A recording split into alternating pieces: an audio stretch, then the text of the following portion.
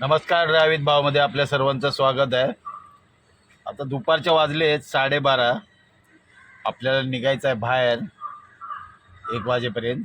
त्यामुळं मॅडम बोलले जेवून घ्या, तर म्हणलं आपलं जेवण घेऊया.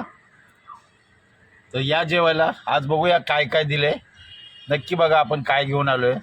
तुम्ही पण या जेवायला. मग हे बघा, खोबऱ्याची चटणी आणि आपल्याकडे साताऱ्याकडे बोलतात घावणं, घावन बोलतात ना, घावन. आणि आपल्या इकडे कोकणपट्टीमध्ये बोलतात आंबोळी. हे आंबोळे आहेत. आज आपण हे घेऊन डब्याला घेऊन आलो आहे. चला मग येत आहे ना जेवायला, पटकन जेवण घेऊया आणि मग आपण 1 वाजता निघूया. बघूया आपण कुठे जातो आहे. नक्की तुम्हाला पुढच्या व्हिडिओमध्ये बघायला मिळेल. हे घावन आणि चटणी. या जेवायला मग.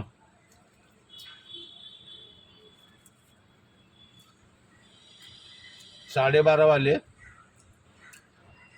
म्हटलं आपण जेवण घेऊया. पुन्हा वेळ मिळतो ना मिळतो. ड्रायव्हरची जिंदगीच अशी आहे, जिथं वेळ मिळेल ना तिथं जेवण घ्यायचं.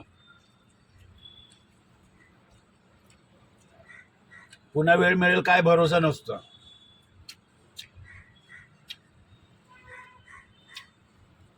त्या दिवशी गाडीमध्ये जेवलो होतो,